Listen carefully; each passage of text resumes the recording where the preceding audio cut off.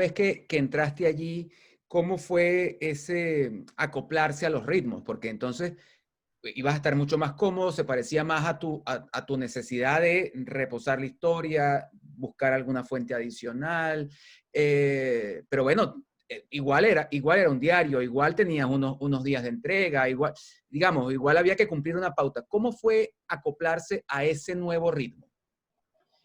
Para que veas que al principio, acostumbrado al día a día, incluso el minuto a minuto, después con la web, me sentía como que, ¿qué está pasando? Quiero vibrar más, etcétera, etcétera. Por un lado eso. Pero por otro lado, entendí que una buena investigación en 2 semanas no se va a lograr. Entonces lo que trataba era de tener una agenda propia, temas rápidos y temas de larga resolución. Y eso es lo que intentamos hoy en día en Armando Info, que es el portal del que formo parte. Ok, pues nada, ya que pusiste el tema sobre la mesa, hablemos de Armando Info, pero desde la génesis. Es decir, ¿qué ocurre? ¿Qué pasa en tu carrera profesional? Obviamente, pues el tema de la salida del Universal es de alguna manera el inicio, pero ¿qué pasa en tu carrera profesional? ¿Cómo se dan esas primeras conversaciones con Edward, con Alfredo, con quienes hayan sido esas primeras conversaciones, ya tú nos los precisarás, para darle forma a este portal, a este sitio de información, a Armando Info? Bueno, pasa lo mismo que te pasó a ti, que nos pasó a muchos dentro del Universal, que coincidimos redacción, y es que en el año 2014, 2013, a partir de 2013 empieza un proceso en Venezuela de sofisticación, llamaría yo, de la censura. Al principio cerraban canales como RCTV, luego, si no puedes con el enemigo, cómpralos, ya que Maduro no tenía, había heredado el liderazgo, mejor dicho, había heredado el poder, pero no el liderazgo, tenía que comprar los medios. Pero el gobierno los compró, como es bien sabido, a través de empresas offshore. Entonces, no se sabe bien en manos de quién estaban. Y era irónico cubrir corrupción, investigar casos de narcotráfico o de lavado de dinero en un periódico donde no sabías quién era tu jefe y quién te estaba pagando el sueldo.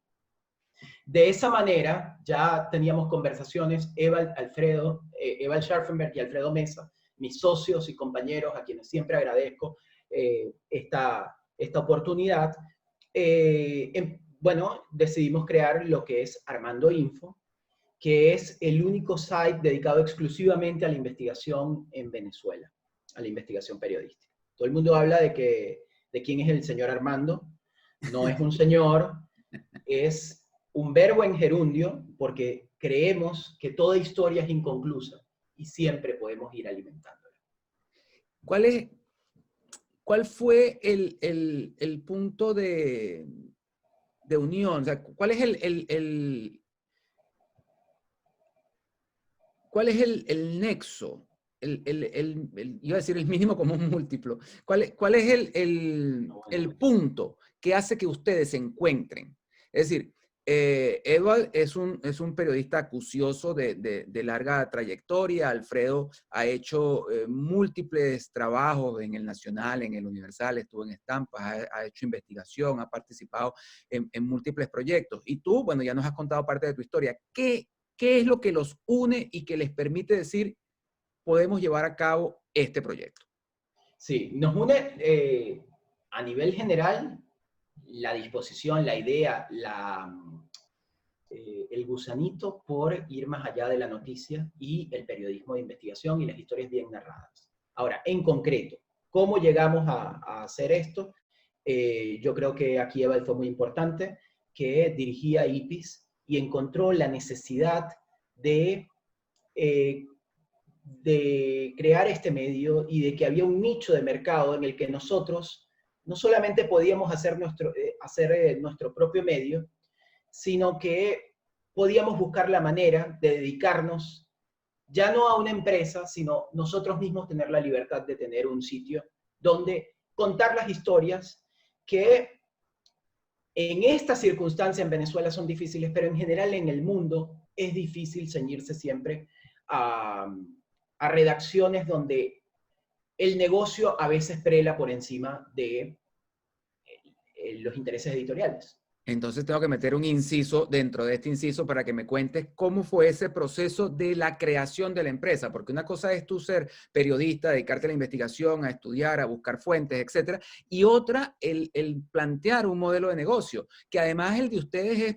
muy particular, porque ustedes le han dicho a la gente, oye, si tú quieres tener una investigación de verdad, independiente, fuerte, creíble, dame plata, porque esto no se hace solo. Entonces, ¿cómo plantear ese modelo de negocio? No me digas en este momento si es exitoso desde el punto de vista de la rentabilidad, pero sí cómo lo plantearon y bueno, y cómo echaron hacia adelante. Bueno, si quieres la verdad, en este momento no es exitoso ni New York Times, de manera que Armando Info todavía no da esos dividendos para tener los viajes que queremos, la vida que queremos, etcétera, etcétera. Pero sí te puedo decir que no solo en Venezuela, pero en Venezuela específicamente, el periodismo de investigación está encontrando donantes. Estoy hablando también de ProPublica en Estados Unidos, no solamente de Latinoamérica. Y se está financiando gracias a donantes. Pero eso no es suficiente. Nosotros, tal vez por venir de donde venimos, queremos ser autosustentables. Y estamos siempre preparando un modelo de negocios que nos permita vivir no de la publicidad. Yo creo que la publicidad no es exitosa hoy en día, ni siquiera para el New York Times. Estoy hablando de la versión digital. Pero para nosotros está descartada desde el punto de vista de que, bueno, en un país como Venezuela no hay muchos ricos y poderosos.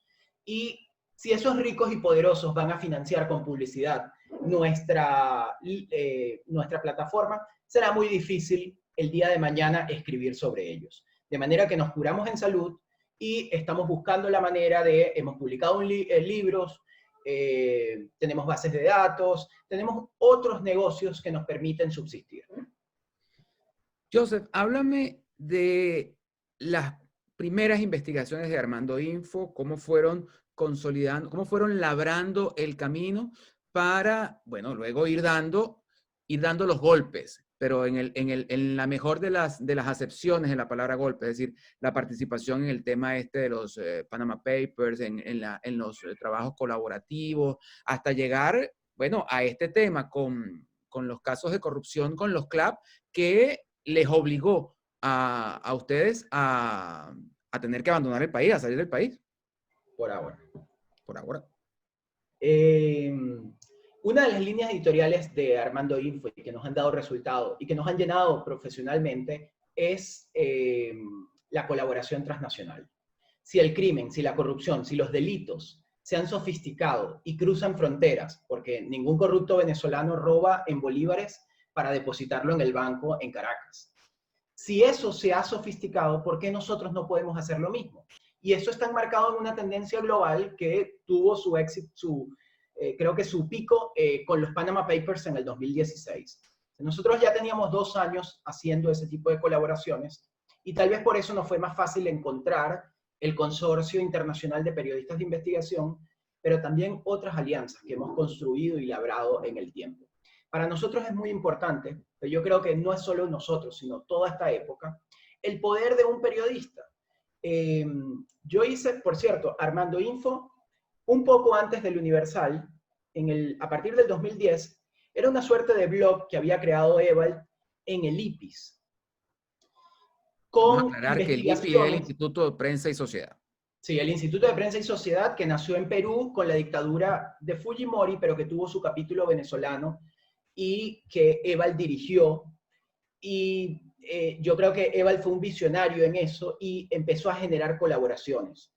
Colaboraciones no solamente a nivel transnacional, también en el país. De manera que cuando yo estaba en el Universal, hice mi primer trabajo con Armando Info, pero también con el Consorcio Internacional de Periodistas de Investigación, que fue una investigación sobre el coltán, el tráfico de coltán. El coltán es un mineral que ayuda a la miniaturización de la tecnología y que ha generado guerras en el África subsahariana y que por esas cosas de Venezuela, nosotros también tenemos en Guayana, y aquí no hacemos guerras, pero sí hay una red de contrabando. De manera que empezamos a seguir, lo hice con Emilia Díaz, una gran amiga, que nos unimos además muchísimo gracias a ese trabajo. Empezamos a seguir, a ir a las minas del coltán en Guayana, y a seguir esos cargamentos. Y en uno de estos casos, el cargamento llegó hasta Corea del Sur. Iba a ser mucho más difícil aprender coreano que buscar a un periodista en Corea. Y eso es un poco el periodismo colaborativo que ahorita está de moda, pero mucho antes el Consorcio Internacional de Periodistas de Investigación, que fue quien nos ayudó a buscar este periodista en Corea, no estaba tan en boga, pero ya empezaba. Y eso nos ayudó mucho.